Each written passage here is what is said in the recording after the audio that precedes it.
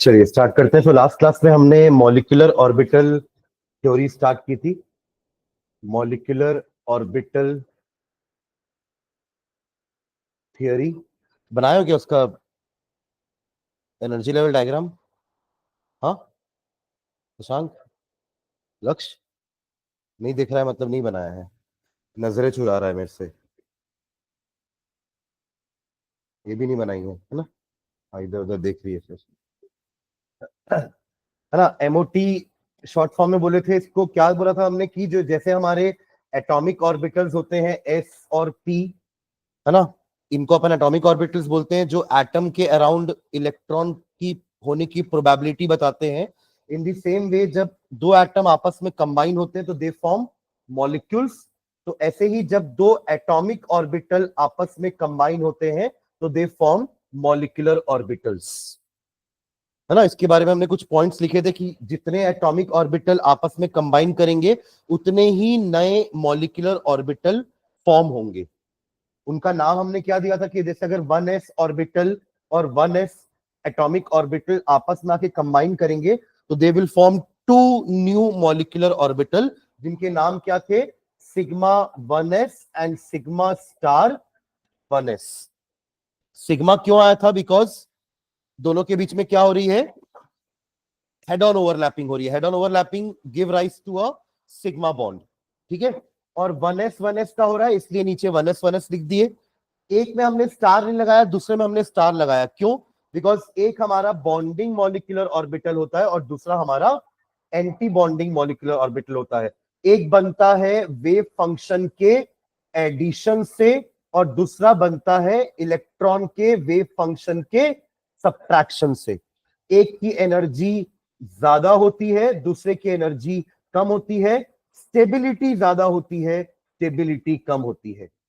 E for energy, S for stability, ठीक है। फिर हमने बात की थी कि इनमें भी वही सेम रूल यूज होते हैं जो हमने एटॉमिक ऑर्बिटल को भरते वक्त यूज किए थे। That is aufbau principle, Hund's rule and Pauli exclusion principle. वही तीनों रूल यूज करके हमें मॉलिक्यूलर ऑर्बिटल्स को भी फिल करना है। ये बात हुई थी। उसके बाद हमने बात की थी कि इनकी एनर्जी का सीक्वेंस क्या रहेगा, ऑर्डर क्या रहेगा। तो हमने बोला था कि O2 और F2 के लिए, O2 एंड F2 मॉलिक्यूल्स के लिए एनर्जी का सीक्वेंस कैसा रहेगा? Sigma 1s, sigma star 1s, then sigma 2s, sigma star 2s। यहां तक ठीक है। फिर क्या था? सिग्मा 2pz, फिर पाई 2px, पाई 2py। यहां पाई क्यों आ गया? बिकॉज ये वाले ऑर्बिटल्स आपस में साइडवाइज ओवरलैपिंग करेंगे और y वाले भी आपस में साइडवाइज ओवरलैपिंग करेंगे। तो इससे भी दो मॉलिक्यूलर ऑर्बिटल बनेंगे। नाम पड़ेगा उनका क्या? पाई 2px, पाई स्टार 2px। और जब ये दोनों कंबाइन करेंगे तो पाई 2py and pi star 2py, जिसमें इन दोनों की एनर्जी सेम होगी, इन दोनों की एनर्जी सेम होगी, बट इन दोनों से ज्यादा होगी बिकॉज एंटी बॉन्डिंग की एनर्जी बॉन्डिंग से ज्यादा होती है, ठीक है। तो ये दोनों आ गए। उसके बाद आएगा हमारा pi star 2px, pi star 2py, और सबसे ज्यादा एनर्जी होती है हमारे सिग्मा स्टार 2pz की। ये ऑक्सीजन और फ्लोरीन मॉलिक्यूल के लिए एनर्जी का सीक्वेंस है in the increasing order of energy. और बाकियों के लिए हमने क्या सीक्वेंस बोला था कि हम बस इन दोनों को क्या कर देंगे? स्वैप। इनकी एनर्जी कम होती है, इनकी एनर्जी ज्यादा होती है for rest of the molecule. Rest of the molecule मतलब कौन कौन से बच गए? हमने लिखा था Li2, B2, Be2, लिखे थे ये सब, C2, N2। तो मैंने आपको N2 का बनाने बोला था कि N2 का एनर्जी लेवल डायग्राम बनाकर लेके आइएगा। अभी बनाते हैं एनर्जी का, ये N2 का एनर्जी लेवल डायग्राम, ध्यान देंगे। तो N2 बनाना है मुझे। अगर N2 नाइट्रोजन का एटॉमिक नंबर क्या होता है? 7। Configuration will be 1s2, 2s2, 2p3। यहां मैं बनाऊंगा एक नाइट्रोजन, यहां बनाऊंगा मैं दूसरा नाइट्रोजन, ठीक है। 1s2 ऑफ फर्स्ट नाइट्रोजन कुछ ऐसा रहेगा, 1s2 ऑफ सेकेंड नाइट्रोजन भी ऐसा ही रहेगा। ठीक है, ये दोनों आपस में आकर के कोलाइड करने वाले हैं, बॉन्डिंग करने वाले हैं। जब ऐसा होगा तो दो नए ऑर्बिटल बनने वाले हैं, नाम क्या पड़ेगा उनका, sigma 1s and sigma star 1s। ये है वो दो नए मॉलिक्यूलर ऑर्बिटल्स। नीचे किसको नाम दूं, सिग्मा, और ऊपर क्योंकि एंटी बॉन्डिंग की एनर्जी ज्यादा होती है, यहां हमने क्या बोला था, एनर्जी इंक्रीज होती जाएगी जैसे जैसे आप ऊपर जा रहे हो तो। ठीक है, नेक्स्ट नाइट्रोजन का अगला क्या है, 2s2। दूसरे नाइट्रोजन के पास भी 2s2 होगा। ये रहा इसका ऑर्बिटल 2s2 का, और ये रहा इसका ऑर्बिटल, एटॉमिक ऑर्बिटल 2s2 का। यहां साइड में हम क्या बनाते हैं, एटॉमिक ऑर्बिटल्स। ये जब दोनों कंबाइन होते तो बीच में क्या बन रहे हैं, मॉलिक्यूलर ऑर्बिटल्स। ठीक है, ओके। तो अगेन ये आएंगे, दो नए ऑर्बिटल बनाएंगे कंबाइन करने के बाद। नाम क्या हो जाएगा इनका,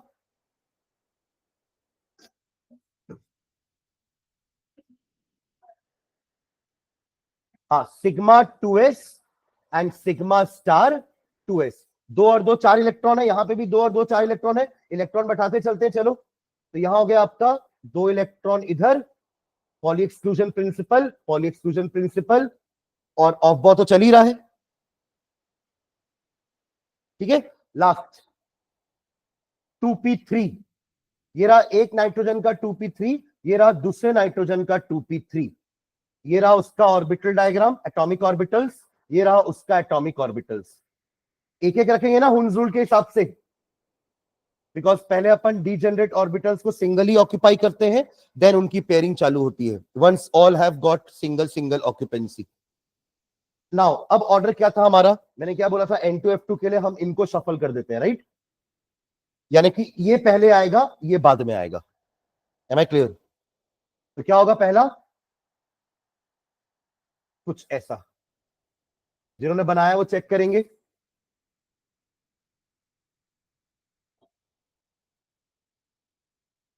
यहां आएगा आपका सिंगल वाला 2pz, यहां आएगा हमारा अगेन डबल वाला स्टार वाला, और ये हमारा सिंगल। ठीक है, नाम क्या क्या होंगे इसके, पाई 2px, pi 2py, sigma 2pz, pi star 2px, pi star 2py and sigma star 2pz। हमारे पास इलेक्ट्रॉन कितने हैं, तीन और तीन छह ही है। तो पहले आपने एक यहां बैठाया, एक यहां बैठाए, दूसरा यहां बैठाए, अभी भी चार बचे हैं। हुन्स रूल के हिसाब से पेयरिंग करना चालू करो, हो गए चार, बचे दो, वो दोनों यही आएंगे। बना ऐसा, जिन्होंने बनाया ऐसा बना है ना। ये नाइट्रोजन का हमारा हो जाएगा एनर्जी लेवल डायग्राम। ऐसा ही हमने ऑक्सीजन का लास्ट क्लास में बनाया था, बस वहां फर्क क्या था, ये एक सिंगल वाला नीचे था, ये डबल वाले ऊपर थे, और इलेक्ट्रॉन का फर्क था। वहां पे इलेक्ट्रॉन, यहां पे एक एक और था ना, अरे हाँ है ना। ऑक्सीजन क्या था, 1s2, 2s2, 2p4, तो ये 4 हो गए। Am I clear. ठीक है, तो ये हमारा नाइट्रोजन का क्या हो गया, एनर्जी लेवल डायग्राम।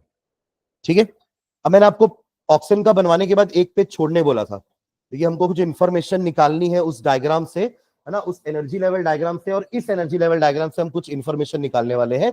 तो चलो उसके बारे में लिखना, नीचे लिखो। इससे मैंने वो एक पेज आपको छुड़वाया था, उसके बारे में लिखते हैं, फिर इसका वो कैलकुलेशन आप लोग करिएगा। ठीक है, तो ऑक्सीजन के बाद वाले में लिखेंगे नीचे,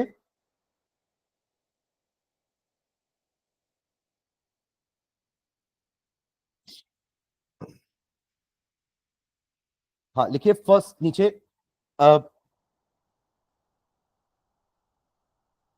from the electronic configuration of molecule, from the electronic configuration of the molecule, from the electronic configuration of the molecule। Electronic configuration का मतलब क्या है, आपने ऑक्सीजन का जो बनाया था उसका कॉन्फ़िगरेशन क्या होगा, सिग्मा 1s2, है ना, इसी में लिख दो, sigma 1s2, sigma star 1s2, दो दो इलेक्ट्रॉन दोनों में भरे थे ना।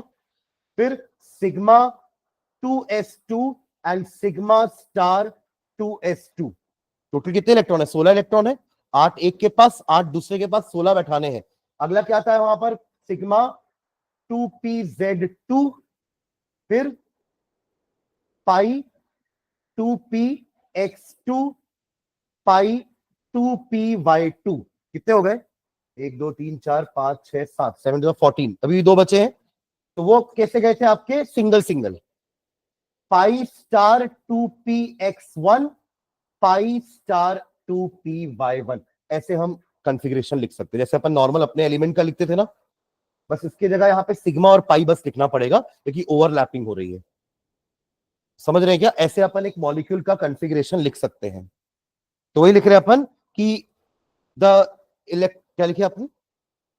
हाँ, from the electronic configuration of the molecule following information can be following information can be following information can be deduced. Following information can be deduced. First information लिखना, stability of molecule. Stability of molecule. Stability of molecule. अच्छा, मैंने अभी आप लोगों को यहाँ पे बताया था ना कि ये बॉन्डिंग और एंटी बॉन्डिंग में किसकी एनर्जी कम है, किसकी स्टेबिलिटी ज्यादा है। तो यही तो हमारा स्टेबिलिटी कैलकुलेशन हो जाएगा। जितने बॉन्डिंग ऑर्बिटल्स है वो स्टेबिलिटी बढ़ा रहे होंगे, यानी कि वो ज्यादा स्टेबल है, और ये कम स्टेबल है। तो अगर अपन दो वेरिएबल लेंगे एनबी एंड एनए, एनबी का मतलब होता है number of bonding electrons and NA का मतलब होता है number of anti bonding electrons. अगर सोचिए अगर ये वाले इलेक्ट्रॉन्स ज्यादा होंगे तो ये तो अनस्टेबिलिटी को लेके जाएगा मॉलिक्यूल की। स्टेबिलिटी कौन डिफाइन कर रहा है? बॉन्डिंग वाले, क्योंकि वो बॉन्ड बना रहे हैं ना। एंटी बॉन्डिंग मतलब बॉन्ड नहीं बना रहे हैं। तो बॉन्डिंग वाले ज्यादा होंगे तो स्टेबिलिटी ज्यादा होगी मॉलिक्यूल की, यानी कि if NB greater than NA the molecule is stable, otherwise the molecule is unstable. ठीक है, तो उसी को लिखना नीचे स्टेबिलिटी ऑफ मॉलिक्यूल में हाइफन डाल के लिखो, if NB is the number of electrons, if NB is the number of electrons, if NB, B को थोड़ा नीचे लिखना है ना, if NB is the number of electrons occupying bonding orbitals, occupying bonding orbitals, and Na is the number of electrons occupying, Na is the number of electrons occupying anti-bonding orbitals. NB और Na क्या है वो लिख रहे हैं अपन कि if NB is the number of electrons occupying bonding orbitals and it is the number of electrons occupying anti-bonding orbitals, then A और B करके लिखना, then A molecule is stable, molecule is stable if NB greater than Na. if NB greater than Na, molecule is stable. और दूसरा point लिख लेना, molecule is unstable, molecule is unstable if Na greater than Nb. if Na greater than Nb या Nb less than Na, कुछ भी लिखो। ठीक है, ये फर्स्ट इंफॉर्मेशन। तो उस हिसाब से हमारा ऑक्सीजन मॉलिक्यूल कैसा है बताइए, कितने इलेक्ट्रॉन है? देखो आप या तो ना उस एनर्जी लेवल डायग्राम में भी काउंटिंग कर सकते हो, नीचे से ऊपर काउंट करते हुए चलो, या आपने तो कॉन्फ़िगरेशन लिख दी अगर, तो देखो ये आपके ये एनबी को, ये एनबी है ना, तो 2 प्लस ये भी 2 प्लस 2 2 2 6, ये आपका क्या हो गया? एनबी।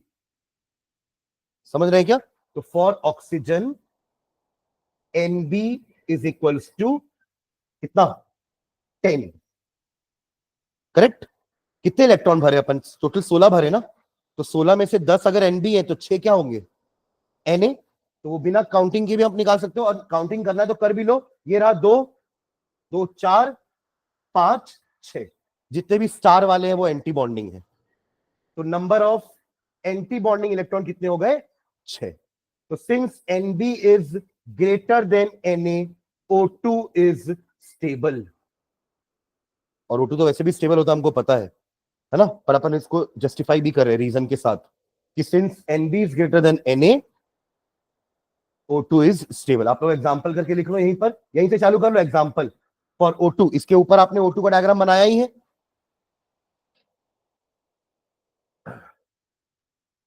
तो ये पहला इंफॉर्मेशन है जो हम निकाल सकते हैं बाय एनर्जी लेवल डायग्राम या by your electronic configuration of the molecule.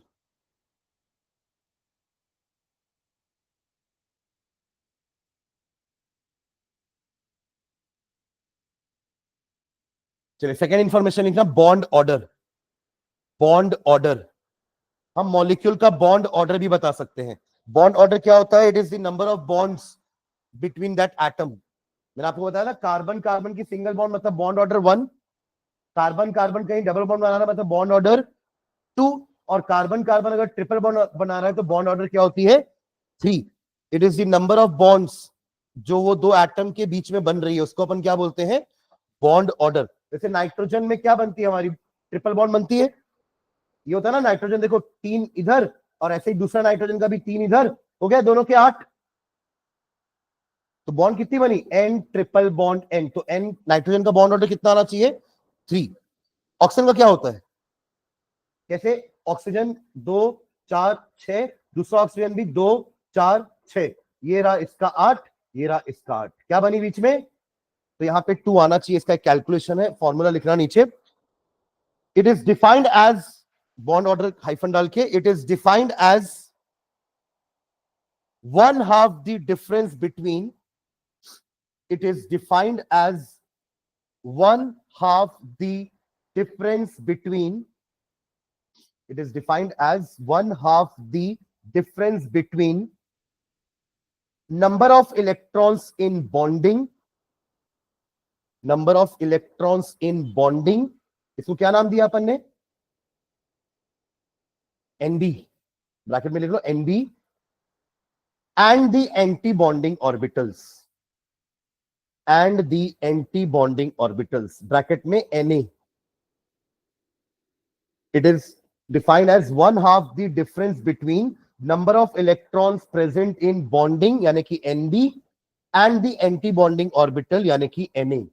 That is, formula लिख लो, BO, BO stands for bond order, is equals to half into NB minus Na, half into NB minus Na. तो for oxygen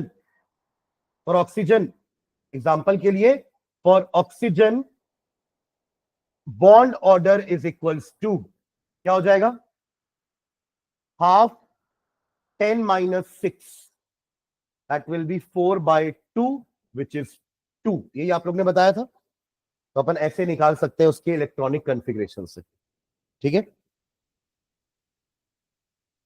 तो मतलब किसी के बीच का bond order 0 आ रहा है मतलब वो लोग बॉन्ड नहीं बना पाएंगे, उनके बीच में बॉन्ड बनेगी ही नहीं। ठीक है, यही होगा देखो हमारे He2 के साथ। ध्यान देना, He2 क्यों नहीं बन सकता? ये रहा एक He, ये रहा दूसरा He।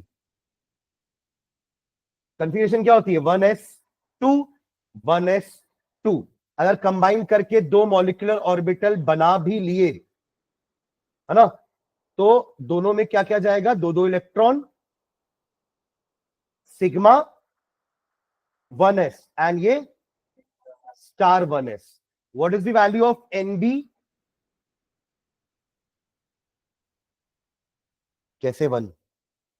2 इलेक्ट्रॉन नहीं दिख रहे क्या इसके अंदर? 2। और व्हाट इज Na? 2। तो हमारा मॉलिक्यूल की स्टेबिलिटी क्या बोलती है कि NB को बड़ा होना चाहिए Na से, तो ये तो मॉलिक्यूल अनस्टेबल है। और बॉन्ड ऑर्डर कितना हो जाएगा? Half 2 minus 2 0। तो बॉन्ड ऑर्डर 0 है, इसलिए दोनों के बीच में बॉन्ड नहीं बन रही है। तो ये तीसरा तरीका हो गया निकालने का कि Y He2 is not possible. समझ रहे हैं क्या? ठीक है, चलो एक और पॉइंट लिखो, मैग्नेटिक नेचर। लास्ट इंफॉर्मेशन जो हमें मिलती है, third, magnetic nature. Magnetic nature hyphen डाल के लिखो इसमें, if all the molecular orbitals in a molecule are, if all the molecular orbitals in a molecule are, if all the molecular orbitals in a molecule are doubly occupied, doubly occupied या paired भी लिख सकते हैं, है ना, कि सारे के सारे इलेक्ट्रॉन्स क्या हैं, पेयर्ड हैं, या doubly occupied, comma, the substance is diamagnetic, DIAMAGNETIC, diamagnetic. इसका मतलब क्या होता है, इसके ब्रैकेट में लिखना, डायमैग्नेटिक मटेरियल वो होते हैं जो एक एक्सटर्नल मैग्नेटिक फील्ड से रिपेल होते हैं। मतलब अगर उनके पास कोई एक्सटर्नल मैग्नेटिक फील्ड, कहने का मतलब अगर मैग्नेट रख दिया जाए तो वो सब्सटेंस उससे क्या होंगे, रिपेल हो जाएंगे मैग्नेटिक फील्ड से। तो ब्रैकेट में लिखो, repelled by external magnetic field. Diamagnetic के ब्रैकेट में लिख रहे हैं, repelled by external magnetic field, repelled by external magnetic field, full stop. However, if one or more molecular orbitals are, however, if one or more molecular orbitals are, however, if one or more molecular orbitals are singly occupied, singly occupied, it is paramagnetic, it is paramagnetic. A material is known as paramagnetic material. ये उल्टा होगा, attracted by the external magnetic field, bracket में लिख लो, attracted by external magnetic field, attracted by external magnetic field। ठीक है, तो आपको क्या करना है, आपको कॉन्फ़िगरेशन देखनी है या वो एनर्जी लेवल डायग्राम देखना है, और ये देखना है कि क्या एक भी मॉलिक्यूलर ऑर्बिटल के पास अनपेड इलेक्ट्रॉन है क्या। तो ये डबल ऑक्यूपाइड है, ये भी डबल ऑक्यूपाइड है, ये यहां तक सारे डबल ऑक्यूपाइड है। यहां आप देखो ये दोनों सिंगल ही है, यानी कि इनमें आपने ऐसा फिल किया था ना दोनों में एक एक, तो ये अनपेड इलेक्ट्रॉन्स है। तो this corresponds to what, paramagnetism, यानी कि ऑक्सीजन एक पैरामैग्नेटिक सब्सटेंस है, it will be attracted by the external magnetic field. ठीक है, तो आप एग्जांपल करके लिख लो नीचे, फॉर एग्जांपल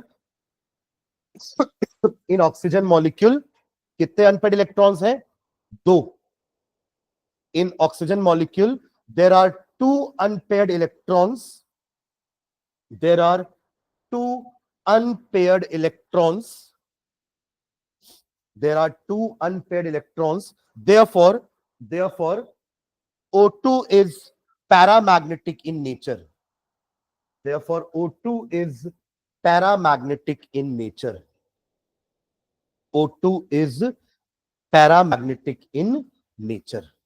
ठीक है, अब ये तीनों इंफॉर्मेशन आप N2 के लिए भी निकाल लो जो आज हमने बनाया है अभी। ये तो अपन ने पीछे O2 में जगह छोड़ी थी तब लिख लिया वहां पर। अब यही तीनों इंफॉर्मेशन, क्या क्या इंफॉर्मेशन, स्टेबिलिटी बताना है N2 मॉलिक्यूल की, फिर बॉन्ड ऑर्डर बताना है इसका, और इसका मैग्नेटिक नेचर। पहले आप NaNb निकाल लो कितना आ रहा है, what will be Na and Nb। बिना कॉन्फ़िगरेशन देखे आप इस डायग्राम को भी देख के बता सकते हो ना, 2 3 4 5 6 7 8 9 10, Na तो खाली पड़ा है ऊपर, स्टार वाले Na है, बिना स्टार वाले Nb है। तो ये बिना स्टार वाला है तो 2, ये तो स्टार वाला है, इसको छोड़ दो अभी, ये बिना स्टार वाला है तो 2 और 2 4, फिर ये सारे बिना स्टार वाले हैं तो 6, तो Nb कितना हो गया 10। And what about Na, count भी कर सकते हो, वरना 14 - 10 कर दो। क्यों 14, बिकॉज 2 नाइट्रोजन है ना, दोनों के मिला के 14 इलेक्ट्रॉन तो भरे अपन, तो 14 में से अगर 10 Nb है तो 4 क्या होंगे, Na। दिख भी रहा है, 2 इधर 2 इधर, बस क्लियर है ये। तो since Nb is greater then Na, molecule is stable. चलिए बाकी बॉन्ड ऑर्डर आप लोग निकाल लो। अब आएगा 3 एंड नेचर बता देना मुझे। कॉन्फ़िगरेशन देख करके लग रहा है कि कोई एक भी अनपेड इलेक्ट्रॉन नहीं है, सारे के सारे क्या है, पेयर्ड। देखो कहीं भी आपको सिंगल इलेक्ट्रॉन नहीं दिखेगा, तो ये किस टाइप का हो जाएगा, diamagnetic. Diamagnetic in nature, diamagnetic in nature. समझ में आया क्या। तो इससे क्वेश्चन आते हैं ना एमओटी से, एक पर्टिकुलर कोई मॉलिक्यूल दे देगा, उसका आपको एनर्जी लेवल डायग्राम बनाना पड़ेगा और ये सारी इंफॉर्मेशन निकाल के दिखानी होगी, ठीक है। चलो आप लोग F2 का बनाइए, F2 पूरा कंप्लीट है ना। फ्लोरीन का बनाइए F2 का।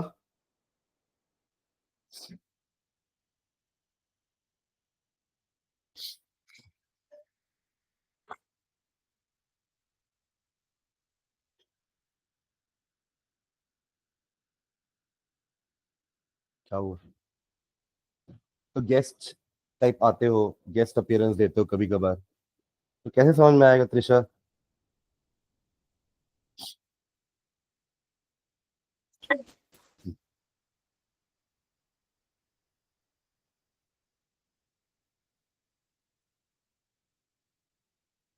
क्लोरीन के पास कितने इलेक्ट्रॉन है, 9। कॉन्फ़िगरेशन 1s2 2s2 2p 4 + 5 9, ठीक है। तो ऐसा एक फ्लोरीन यहां बना लो, दूसरा फ्लोरीन यहां बना लो, यहां 1s2 रखो, थोड़ा ऊपर में 2s2 और ऊपर में 2p5। कौन सा ऑर्डर फॉलो करेंगे, O2 वाला कि N2 वाला, O2 वाला। O2 और F2 के लिए ऑर्डर सेम है, N2 के लिए ऑर्डर थोड़ा सा अलग हो गया था। तो यहां पे हमारे पास क्या क्या आने वाला है, ये हो जाएगा सिग्मा स्टार 1s, ये हो जाएगा हमारा सिग्मा 1s, ये हो जाएगा सिग्मा 2s,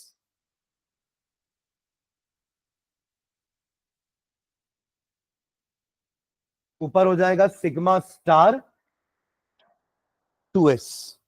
फिर यहां आएंगे तो क्या होगा, पहले नीचे क्या रखूं, sigma 2pz pi pi star and sigma star. और ये एरो लगाना मत भूलना है ना, एनर्जी, तभी तो बोल रहे हैं एनर्जी लेवल डायग्राम। तो यहां हो जाएगा आपका 2 इलेक्ट्रॉन, ये हो गया 1s2, यहां लिख भी देना 1s2 1s2, ये हो गया आपका 2s2, दूसरा 2s2, फिर ये 2p5, दूसरा 2p5।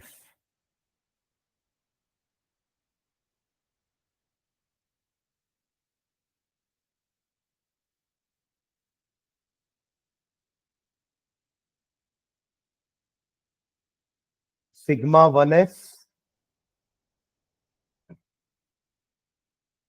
Sigma star 1s, sigma 2s, sigma star 2s। ये सब किसके नाम लिख रहा हूं मैं, मॉलिक्यूलर ऑर्बिटल के। और यहां क्या लिखे हुए हैं, एटॉमिक ऑर्बिटल के नाम। जो atomic orbital head on overlapping कर रही है तो सिग्मा बनेगा, जो एटॉमिक ऑर्बिटल साइडवाइज ओवरलैपिंग कर रही है तो पाई बॉन्ड बनेगा, ठीक है। ये हो जाएगा आपका sigma 2pz pi 2px pi 2py pi star 2px pi star 2py and sigma star 2pz। अब तो बस लास्ट एक ही स्टेप बचा, इलेक्ट्रॉन फिल करना। वहां से आपको NbNa मिल जाएगा।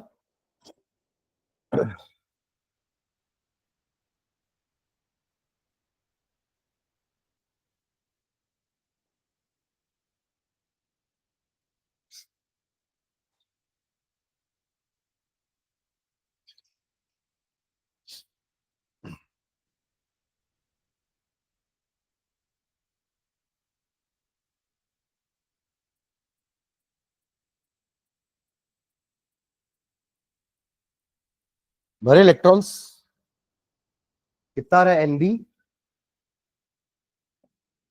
10।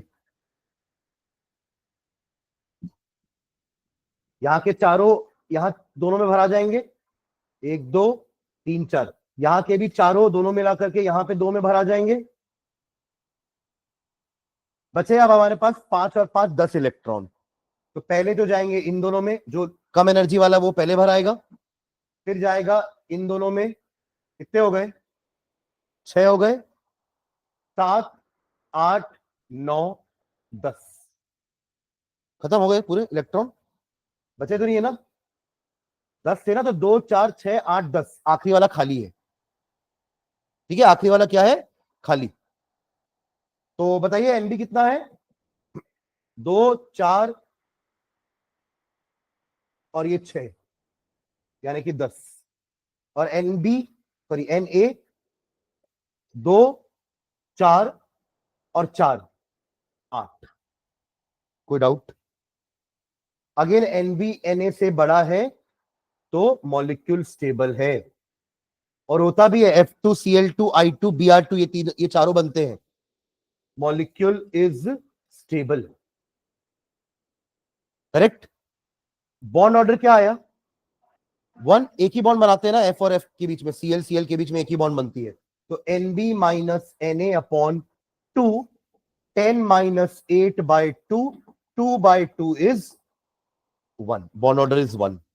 एंड लास्ट, हाँ एक भी अनपेड इलेक्ट्रॉन नहीं है ना, सारे के सारे पेयर्ड हो गए हैं। तो सिंस लिखना है ऐसा लाइन ना अपन को, सिंस देयर इज क्या? No unpaired electron, therefore it is क्या? डाईमैग्नेटिक। पैरामैग्नेटिक होगा क्या? ये वसुधा हमेशा उल्टा बोलती है, तो कोई इसके बगल में बैठा होगा तो जो वो बोल रही ना उसका उल्टा बोल देना। और वसुधा एक बार मन में बोल के फिर दूसरे बार बाहर बोलना उल्टा वाला। मन में गलत बोलोगे और उसका बाहर उल्टा सही बोल दोगे। बहुत बार ऑब्जर्व किया हूं मैं। ठीक है, चलो डन। एक क्वेश्चन लिखना, एनसीईआरटी का क्वेश्चन है, लिखो। Compare the relative stability of the compare the relative stability of the compare the relative stability of the following species. Compare the relative stability of the following species and indicate their magnetic properties. And indicate their magnetic properties. And indicate their magnetic properties. 4 species दिए हैं, O2 O2 1 plus, O2 1 minus, इसको हम बोलते हैं super oxide. Oxide तो हम पढ़े हैं ना, ऑक्साइड क्या होता है? O2 माइनस, इसको ऑक्साइड बोलते हैं। हम तो मॉलिक्यूल की बात कर रहे हैं, तो O2 1 plus O2 1 minus super oxide. और एक परऑक्साइड सुना आपने? परऑक्साइड का फॉर्मूला पता क्या होता है? तो वो तो हाइड्रोजन परऑक्साइड हो गया। H2O2 इज हाइड्रोजन परऑक्साइड, पर ये बना कैसे है? हाँ, O2 2 negative, this is peroxide. अरे तभी तो बनेगा H2O2, H1 plus O2 2 negative, तो ये 2 इधर आया, फॉर्मूला बन गया H2O2। ठीक है, तो आपको इन चारों की स्टेबिलिटी को कंपेयर करना है। O2 O2 1 plus O2 1 minus O2 2 minus. What does this minus indicate? Electrons are gained.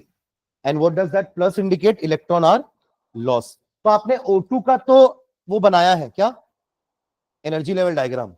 O2 plus का कैसे बनाओगे, एक इलेक्ट्रॉन कम करना है, तो आप एक तरफ कर दो O और दूसरी तरफ कर दो O प्लस, यानी कि यहां पे 1s2 2s2 एंड 2p4 पूरा रहेगा, 8 इलेक्ट्रॉन होते हैं ना, पर यहां पे जो बनाओगे तो एक इलेक्ट्रॉन कम कर देना, यानी कि 1s2 2s2 2p3 2p3।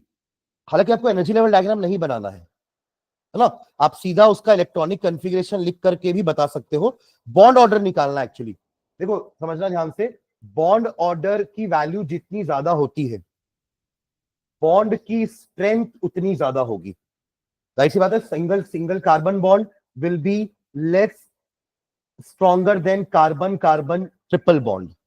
तो बॉन्ड ऑर्डर अगर ज्यादा है तो उसकी स्ट्रेंथ, बॉन्ड की स्ट्रेंथ ज्यादा होती है, तो स्टेबिलिटी ज्यादा होगी।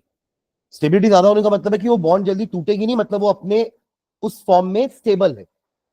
It is very difficult to break this bond as compare to this bond. तो कौन ज्यादा स्टेबल होगी, आप दोनों को हीट कर रहे हो, पर कौन पहले टूट जाएगी, तो ये कम स्टेबल है। ये उतना हीट भी झेल पा रही है जितना ये नहीं झेल पा रहा है। समझ रहे हैं क्या, तो स्टेबिलिटी और bond order is directly proportional. समझ रहे हैं क्या, तो आपको एक्चुअली में ना चारों का बॉन्ड ऑर्डर निकालना है, बॉन्ड ऑर्डर के हिसाब से आप स्टेबिलिटी बता सकते हो। समझ रहे हैं क्या, तो no need to draw that energy level diagram, but आप इलेक्ट्रॉनिक कॉन्फ़िगरेशन तो लिख सकते हो। कैसा होगा, मैं पहले O2 के लिए लिखता हूं, ठीक है, फिर एक एक इलेक्ट्रॉन ऐड या सब्ट्रैक्ट कर देंगे तो O2 plus O2 minus O2 2 minus का अपने आप आ जाएगा कॉन्फ़िगरेशन। ठीक है, तो चलो पहले O2 के लिए लिख लें। O2 के लिए तो सिंपल है, क्या हो जाएगा, 16 इलेक्ट्रॉन बैठाने हैं, एक O के पास 8 है, दो O के पास मिला के 16 इलेक्ट्रॉन बैठाने हैं। ऑर्डर हमें पता है, sigma 1s2 sigma star 1s2 sigma 2s2 sigma star 2s2 sigma 2pz2 पाई 2px2 पाई 2py2। ज्यादा तो नहीं कर दिए, 16 से ज्यादा तो नहीं हो गया ना इलेक्ट्रॉन, कितने हुए,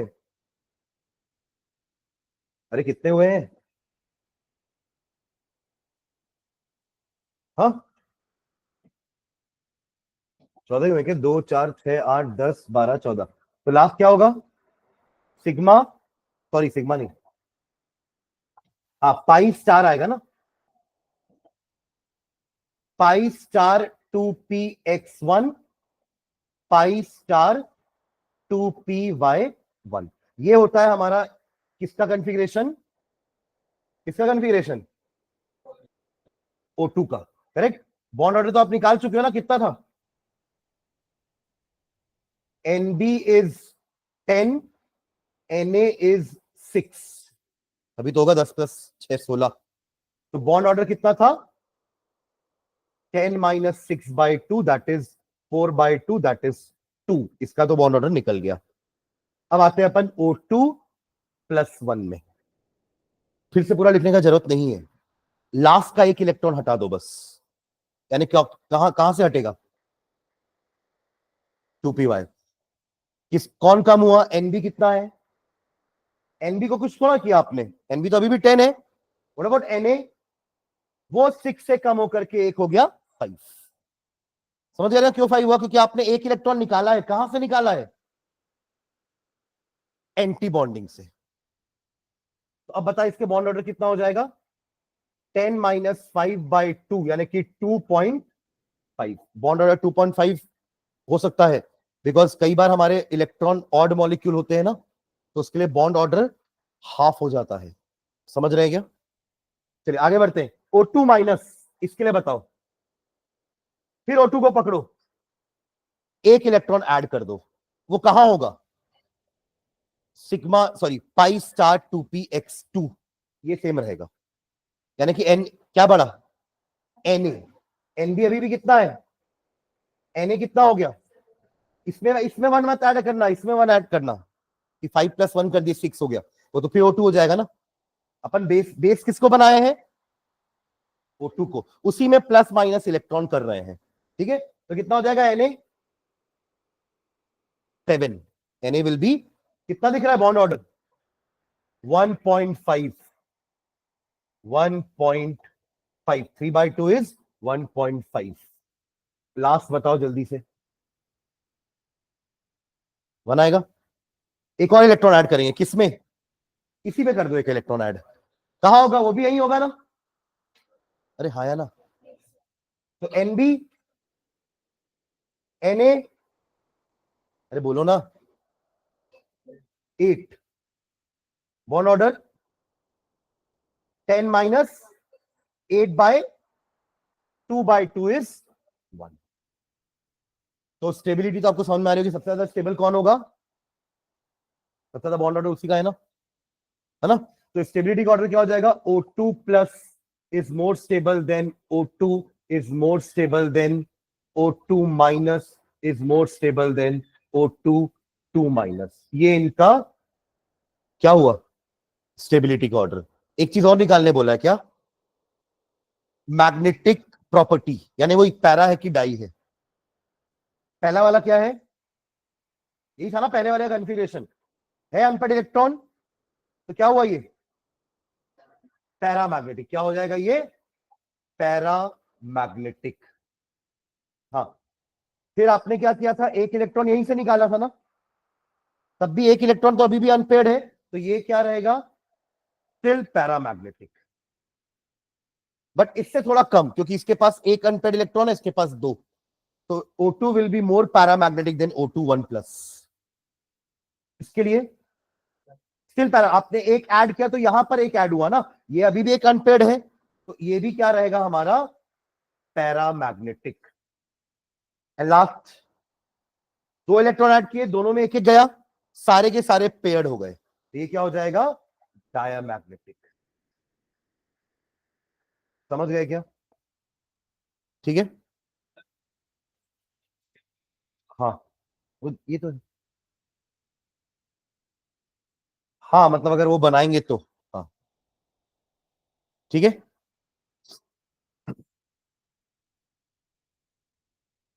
तो इस टाइप का क्वेश्चन एक और है बस वो क्वेश्चन सुन लो. क्वेश्चन है what is meant by the term bond order. तो बॉन्ड ऑर्डर का हम डेफिनेशन अभी लिखे it is the half of difference in the number of electrons in bonding orbital and the number of electrons in the anti bonding orbital. ये उसका definition हो जाएगा formula भी ऐसे लिख देना. ये फर्स्ट पार्ट हुआ क्वेश्चन का. सेकंड पार्ट सुनेंगे calculate the bond order of N2 O2 O2 1 plus O2 1 minus. अभी तो निकाले ना O2 1 प्लस का भी निकाले O2 1 माइनस का भी निकाले तो वो बॉन्ड ऑर्डर निकालने बोला है. ठीक है बन जाएगा वाला क्वेश्चन. ठीक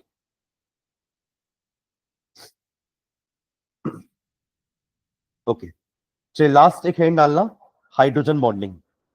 हाइड्रोजन बॉन्डिंग ये लास्ट टॉपिक है हमारे इस चैप्टर का हाइड्रोजन बॉन्डिंग.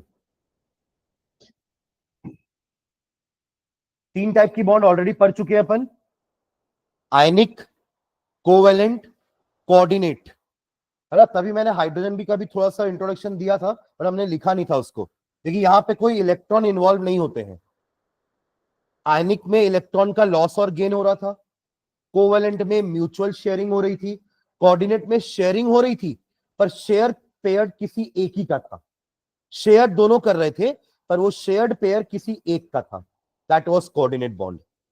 मतलब वहां पर थोड़ा सा आयनिक नेचर भी है थोड़ा सा कोवेलेंट नेचर भी है. कंप्लीटली दे भी नहीं रहा है पर म्यूचुअल शेयरिंग भी नहीं हो रही है. म्यूचुअल शेयरिंग का मतलब होता है कि शेयर्ड पेयर में एक एक इलेक्ट्रॉन दोनों का होना चाहिए that is known as mutual sharing.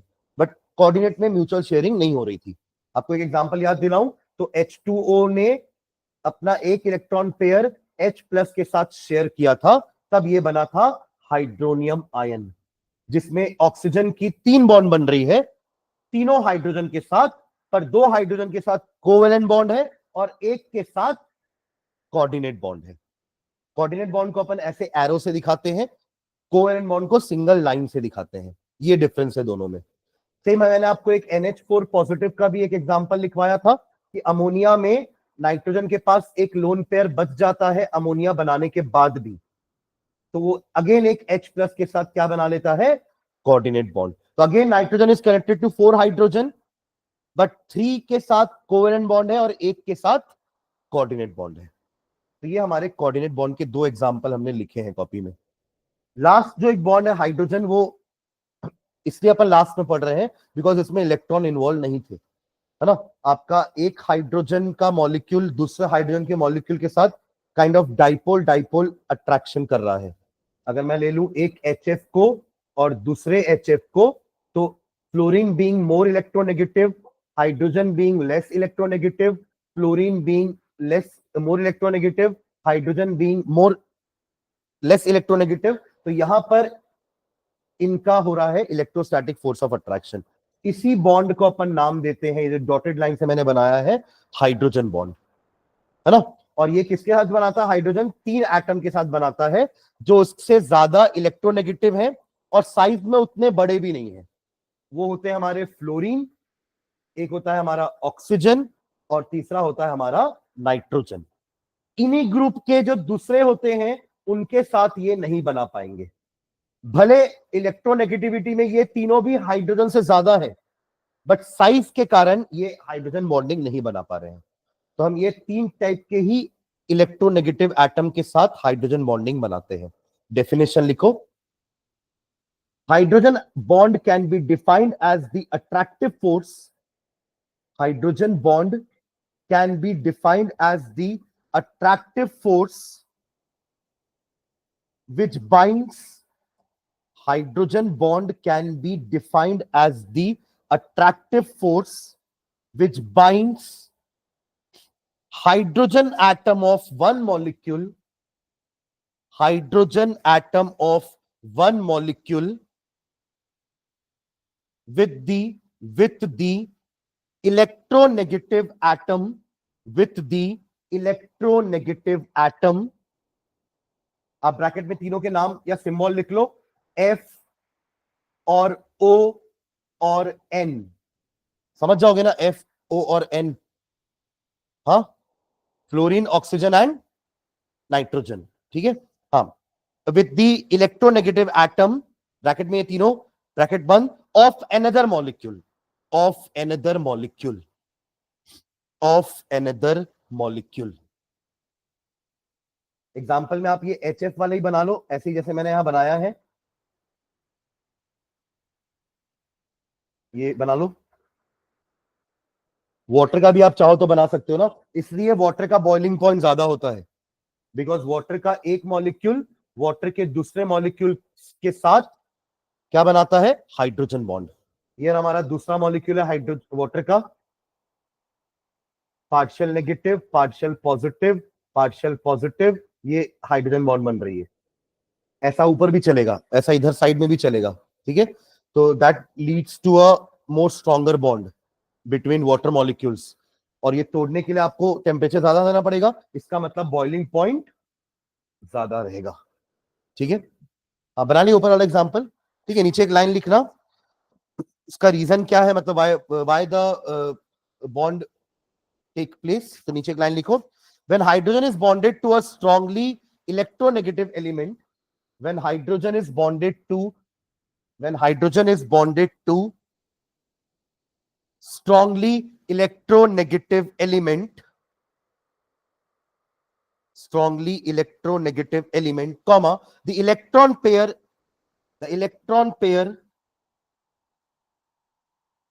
shared between the two atoms, the electron pair shared between the two atoms, the electron pair shared between the two atoms moves far away from hydrogen atom, moves far away from hydrogen atom, moves far away from hydrogen atom. Full stop. As a result, hydrogen acquires partial positive charge. Hydrogen acquires partial positive charge, while the electronegative atom acquires, while the electronegative atom acquires, while the electronegative atom acquires a partial negative charge. a partial negative charge. Partial negative charge. Full stop. Last line. This results in the formation of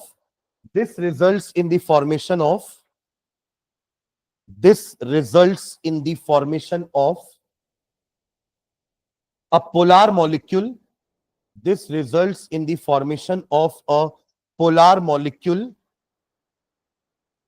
having electrostatic force of attraction. Having electrostatic force of attraction.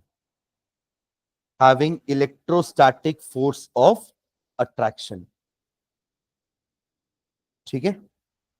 Next line में लिखना, there are two types of hydrogen bonds. There are two types of hydrogen bonds. There are two types of hydrogen bonds. First लिखेंगे intermolecular hydrogen bond, and second लिखना intramolecular hydrogen bond. Intermolecular hydrogen bond, intramolecular hydrogen bond. Inter का मतलब क्या होता है? आपस में, मतलब दो मॉलिक्यूल आपस में कनेक्टेड होंगे. जैसे अपन ने जो HF वाला बनाया था ना, HF एक तरह का इंटरमॉलिक्यूलर हाइड्रोजन बॉन्ड ही रिप्रेजेंट कर रहा है, बिकॉज एक मॉलिक्यूल दूसरे मॉलिक्यूल के साथ अट्रैक्टेड है. एक मॉलिक्यूल दूसरे मॉलिक्यूल के साथ अट्रैक्टेड है, तो it is between two molecules. ठीक है. और इंट्रा में क्या होता है, जैसे कि एग्जांपल बना रहा हूं, ध्यान देना. यहां पर ये क्या बना हुआ है, व्हाट इज दिस, बेंजीन. ठीक है. इसी के यहां पर मैं एक जगह पर NO2 लगा रहा हूं, नाइट्रो ग्रुप, और एक जगह पर लगा रहा हूं मैं यहां पर OH ग्रुप. ठीक है. With in the same molecule हमारे पास H भी है और O भी है. बिकॉज ऑफ दिस यहां पर एक partial negative charge, oxygen is more electronegative than nitrogen, and यहां दोनों में hydrogen is less electronegative than oxygen. यहां बनेगी इनके बीच में क्या, एक हाइड्रोजन बॉन्ड. समझ रहे हैं क्या? तो ये with in that molecule itself वो बॉन्ड बन रही है, अट्रैक्शन हो रहा है. तो इसको बोलेंगे इंट्रा. और यहां पर दो अलग अलग मॉलिक्यूल के बीच में बॉन्ड बन रही है, तो इनको बोलेंगे इंटर. आ रहा डिफरेंस दोनों समझ में? ये OH इसके जस्ट बगल में था, इसलिए ऐसा कर पाया ये. अगर ये दोनों एक दूसरे से ऑपोजिट साइड में होते, for example like this, NO2 इधर है, OH इधर है, तो नहीं हो पाती बॉन्डिंग. इंट्रा वाली नहीं हो पाती. तब फिर ये क्या करते, इंटर वाली करते. इंटर वाली तो कर सकते ना. देखो ये रहा एक और मॉलिक्यूल इसी के जैसा.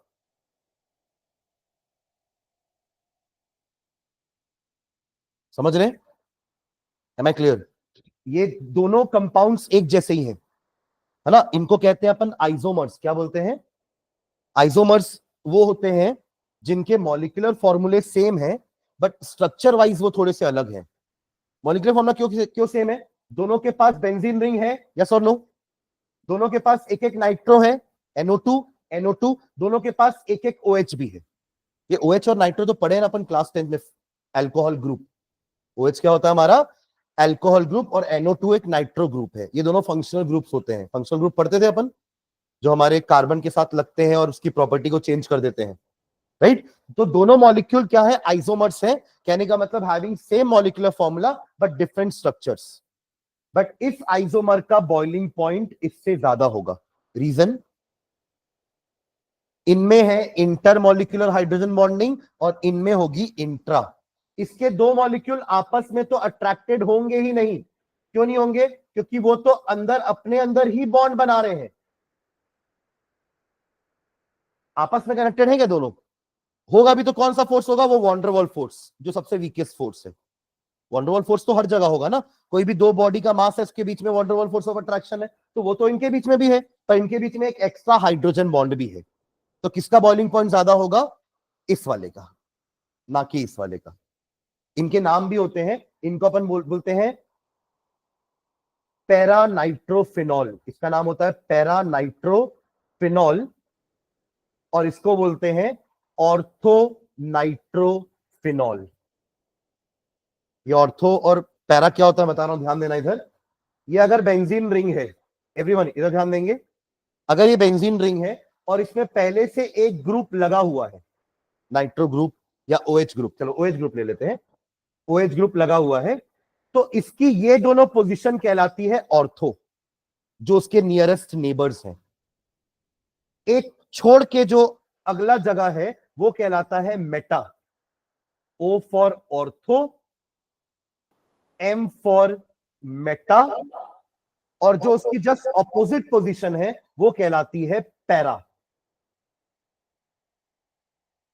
आपको दिख रहा है ये दोनों नेबर्स हैं, देखा आपको, इसलिए ऑर्थो वर्ड लगाया हमने, और ये दोनों ऑपोजिट है। अरे एक हमारे नेबर इधर होते हैं दोनों घर के साइड में, एक सामने होता है, तो सामने वाले को क्या बोल रहे हैं, पैरा। जो जस्ट जो जिनके घर हमसे लगे हुए हैं उनको क्या बोल रहे हैं, ऑर्थो, और उस घर के बाद भी तो दो घर और होंगे, उनको बोलेंगे पैरा, सॉरी मेटा। तो दो ऑर्थो, इसलिए दो ऑर्थो है, दो मेटा है, पर पैरा एक ही है। समझ रहे हैं क्या? तो एक उस ग्रुप के हिसाब से बताते हैं अपन। अब अगर ग्रुप यहां लगा है तो ऑर्थो ऑर्थो कौन हो जाएगा, जल्दी बताओ। अगर ये ग्रुप है तो ऑर्थो कौन हुआ, ये और ये। मेटा कौन हुए, ये और पैरा कौन हुआ इसका ऑपोजिट, जो उसके सामने है जस्ट। तो ऐसा नहीं कि इन दोनों को हमेशा ऑर्थो बोल दिए, डिपेंड करेगा कि पहले से जो बेंजीन में ग्रुप लगा हुआ है वो कहां लगा है, उसके अकॉर्डिंगली ऑर्थो मेटा पैरा। तो इसका नाम पड़ा ऑर्थो नाइट्रो, इसको फिनॉल बोलते हैं। ये जो बना हुआ है ना ये बेंजीन रिंग के साथ OH, इसको क्या बोलते हैं, फिनॉल। अल्कोहल ही है ये भी, बट फिनॉल इसका कॉमन नेम है। तो ये हो गया ऑर्थो नाइट्रोफिनॉल, और ये क्या हो जाएगा, पैरा नाइट्रोफिनॉल। क्योंकि फिनॉल के पैरा पोजीशन पे नाइट्रो है एंड फिनॉल के ऑर्थो पोजीशन पे नाइट्रो है। क्वेश्चन इसमें ऐसा आता है कि किसका बॉइलिंग पॉइंट ज्यादा होगा, तो answer will be para nitrophenol. Reason will be कि पैरा नाइट्रोफिनॉल में इंटर मॉलिक्यूलर हाइड्रोजन बॉन्डिंग बन रही है और इनके बीच में इंट्रा। समझ गए क्या? ठीक है, तो चलो उसको नेक्स्ट क्लास में मैं लिखवा दूंगा, है ना, समझ में आ गया ना पूरा। तो 10 मिनट लेंगे नेक्स्ट क्लास में, इसका नोट्स लिख लेंगे दोनों का, दोनों की डेफिनेशन, इंट्रा वाले की, इंटर वाले की, इंट्रा वाले की, दोनों का एग्जाम्पल, और इसका रीजन लिखवा दूंगा मैं। ठीक है ना, चलिए थोड़ा सा चैप्टर रिवाइज करके आना, थोड़े एनसीईआरटी क्वेश्चंस देखेंगे नेक्स्ट क्लास में, चैप्टर खत्म करेंगे, है ना।